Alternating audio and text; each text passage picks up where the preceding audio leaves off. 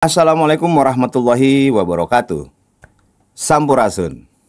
Lur, siapa sih yang nggak kenal dengan KDM atau Kang Deddy Mulyadi? Atau biasa dipanggil juga dengan Bapak Aing. Bapak Aing itu artinya bapakku, bapak saya, bapak gua, sama baik. Beliau bisa dikatakan sebagai gubernur Jawa Barat terpopuler abad ini, cuy. Kenapa?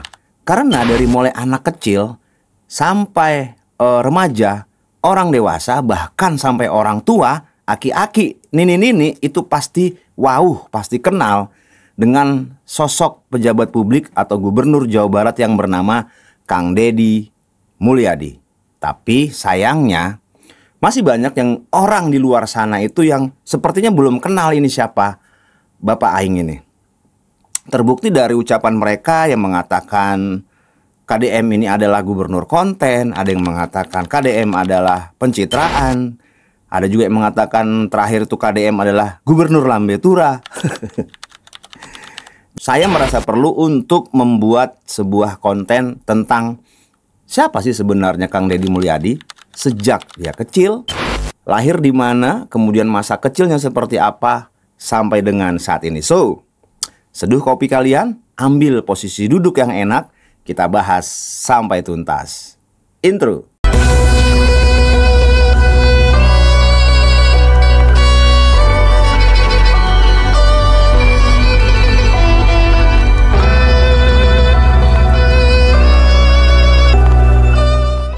Kang Deddy Mulyadi atau biasa dipanggil KDM atau Bapak Aing itu ternyata lahir pada tanggal 11 April 1971. Tepatnya pada hari Minggu di Subang. Nah, lebih tepatnya lagi itu di Kampung Sukadaya, Desa Sukasari, Kabupaten Subang. Nah, jika melihat dari tanggal lahir dan tahun lahir beliau ini, berarti saat ini Kang Deddy Mulyadi itu baru berusia 54 tahun. Palingan jak-jak keneh ya, masih gagah gitu ya. Nah, Kang Deddy Mulyadi ini adalah anak ke-9 dari pasangan Ibu Karsiti dan Bapak Sahlin Ahmad Suryana. Bapaknya KDM sendiri itu adalah pensiunan dari tentara, prajurit kader. Cuman sayangnya pada saat usia 28 tahun, ayah dari Kang Deddy Mulyadi terpaksa harus pensiun karena diduga diracun oleh mata-mata Belanda pada saat itu. Sedangkan ibu dari KDM sendiri itu adalah aktivis Palang Merah Indonesia. Jadi, orang mah kaget gitu, lamun Bapak Aing mah sok berapi-api. Soalnya memang bobot bebetnya memang sudah oke ya kan. Dan ternyata KDM itu adalah anak kolong. Anak kolong itu maksudnya anak dari seseorang yang bekerja di militer gitu atau TNI. Makanya nggak heran kalau KDM itu sangat disiplinnya sangat oke. Setuju nggak, Lur? Nah, dulu waktu SD KDM itu sekolahnya di SD Subakti Subang pada tahun 1977. Terus kemudian pada saat SMP KDM atau Kang Deddy Mulyadi itu lanjut sekolah di SMP Kalijati. Nah, itu masih di Subang juga itu, Lur. Nah, KDM lulus dari SMP tahun 1987. Kemudian KDM lanjut di SMA, yakni di SMA Negeri Purwodadi, dan menyelesaikan sekolah SMA-nya itu pada tahun 1990. Selesai sekolah dari SMA inilah KDM terus merantau ke Purwakarta. Untuk apa? Untuk melanjutkan kuliahnya. Tapi ada sedikit cerita menarik ini pada saat KDM itu berkuliah, Lur. Jadi kajenting KDM teh anak bontot gitunya, anak bungsu, dan manehna mah ente oguan ieu kakolot mah. Soalnya naon keur kuliah mah manehna biasa dagang gorengan jeung dagang beas gitu. Jadi tak aya rasa istilahna peda aing anak pangbontotna aing mah hayang nanaon minta kakolot, henteu. Jadi walaupun anak paling terakhir gitu ya, KDM itu tidak pernah manja terhadap orang tua. Terbukti dari kecil beliau itu selalu membantu orang tua. Kemudian pada saat kuliah pun beliau tuh bekerja. Nah, berdagang, kemudian juga pernah bekerja. Nah, berdagangnya itu beliau berdagang beras gitu kan, dan juga gorengan. Nah, untuk apa? Untuk mendapatkan pemasukan supaya tidak membebani orang tua banget gitu loh. Dan hebatnya lagi, ya inilah hebatnya ya. Jadi saudaranya KDM itu kan ada 8 ya. 9 dengan KDM. Nah, ini semua ini kuliah gitu, Lur. Tapi dengan menguliahkan anak yang 9 ini, nggak ada sejengkal tanah pun yang terjual gitu dari tanah orang tuanya Kang Deddy Mulyadi. Hebat ya, berarti manajemen keuangannya oke tuh. Orang tua dari Kang Deddy Mulyadi. Pantesan saat ini kita nggak heran kalau ngelihat KDM itu benar-benar merasa perlu gitu ya untuk mengatur anggaran agar tidak sampai defisit gitu. Nah, orang kan banyak pada ribut nih. Ya kalau menurut saya pribadi ya, KDM ini kan diberikan anggaran terbatas gitu dengan jumlah penduduk yang banyak dan permasalahan yang seabrek. Wajar kalau KDM itu pilah-pilih gitu loh. Dan kita harus ingat bahwasanya seorang gubernur itu bisa dinilai oke kalau beliau bisa memanage atau memanajemen anggaran. Nah, saya paham betul bahwasanya kenapa dipangkas sana sini supaya anggaran yang disiapkan itu tidak kemudian dihabis-habiskan, dihambur-hamburkan. Ketika masih ada tersisa, nanti ketika dihitung gitu ya, dihitung nih, misalnya udah jalan kuartal pertama, apakah anggaran itu defisit atau malah surplus? Dan ternyata Jawa Barat surplus secara ekonomi. Karena apa? Masih ada yang tersisa anggaran. Jadi anggaran itu akan dimasukkan untuk menilai bahwasanya ini tuh surplus. Begitu. Jadi kalau kata ibarat orang nih ya, dikasih uang nih gitu kan, kita dikasih uang 1 juta misalnya. Nah, kalau kita pinter ngelolanya, uang ini bisa bertambah. Tapi kalau kita mau diboros-borosin nih, ya dalam tempo 2-3 hari juga habis. Nah, KDM nggak mau kayak gitu. KDM itu maunya uang yang terbatas ini, yang sebenarnya cuma sedikit ini, gimana caranya ini bisa bertambah. Dengan cara seperti apa? Pertama, ya kan, membuat anggaran itu benar-benar tepat sasaran. Yang kedua, sebisa mungkin anggaran-anggaran yang over, yang berlebih itu dipangkas atau dikurangi.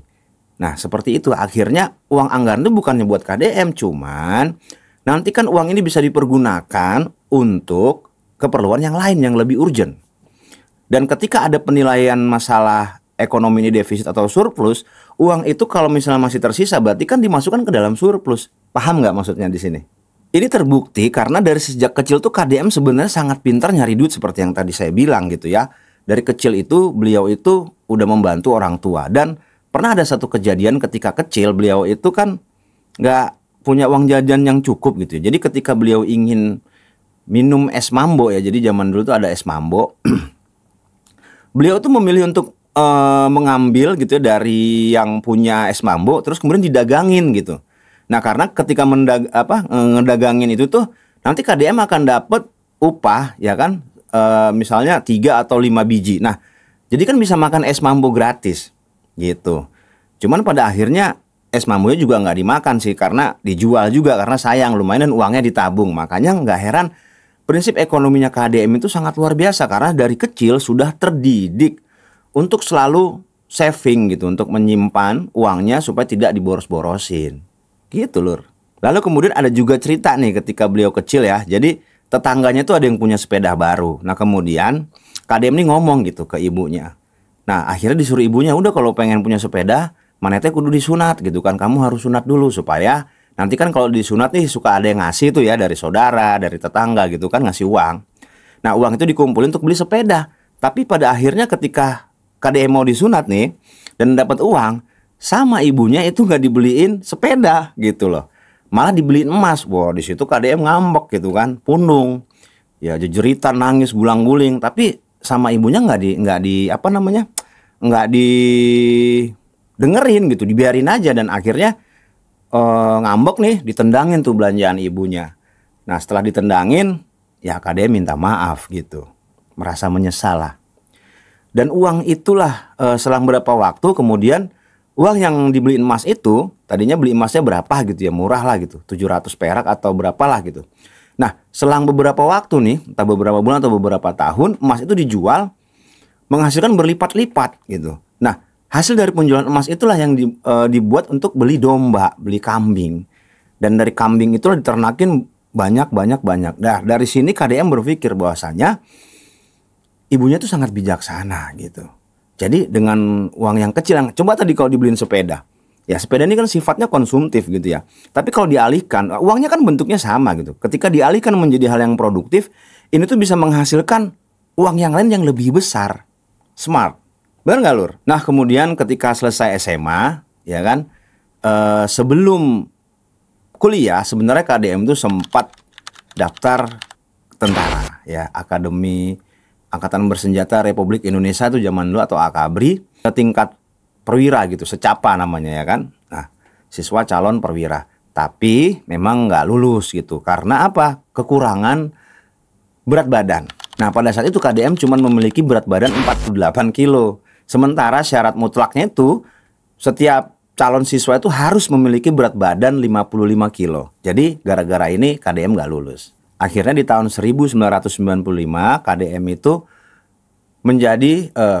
itu kuliah gitu ya di sebuah perguruan tinggi yang bernama Sekolah Tinggi Hukum Purnawarman di Purwakarta. Dan tahun 1999 KDM berhasil menyelesaikan studinya di sekolah tinggi tersebut dengan gelar sarjana hukum. Dan mungkin banyak yang belum tahu jika KDM itu adalah aktivis HMI. Jadi memang beliau ini sangat aktif berorganisasi sejak muda. Dan pada tahun 1994 KDM itu sudah menjadi ketua umum HMI cabang Purwakarta. Nah, selama masa kuliah selain jualan gorengan dan juga dagang beras, KDM itu pernah bekerja di sebuah perusahaan swasta. Bukan sebuah sih, tapi ada dua, yaitu di PT Indobarat Rayon dan juga PT Binawan Praduta sebagai staf administrasi. Jadi walaupun sebagai anak bontotnya boro-boro rek hare-hare gitu kan, nggak ada sedikit pun waktu buat KDM tuh bermalas-malasan. Jadi dia benar-benar memanfaatkan waktu selain berkuliah, berorganisasi, juga berdagang ataupun bekerja. Jadi benar-benar waktu itu benar-benar the time is money gitu. Waktu adalah uang gitu kan. Pada saat KDM menjadi ketua HMI, disitulah beliau banyak mengenal politikus, birokrat, dan juga orang-orang partai, terutama orang-orang dari Partai Golkar. Dan beliau sering sekali disuruh untuk menulis pidato tuh. Dan di tahun 1997 KDM juga pernah menjadi wakil ketua Serikat Pekerja Seluruh Indonesia atau SPSI. Terus pernah juga jadi sekretaris Konfederasi Serikat Pekerja Seluruh Indonesia atau KSPSI tahun 1998. Nah, pada tanggal 30 Agustus 1999, disitulah karir politik KDM sudah mulai matang.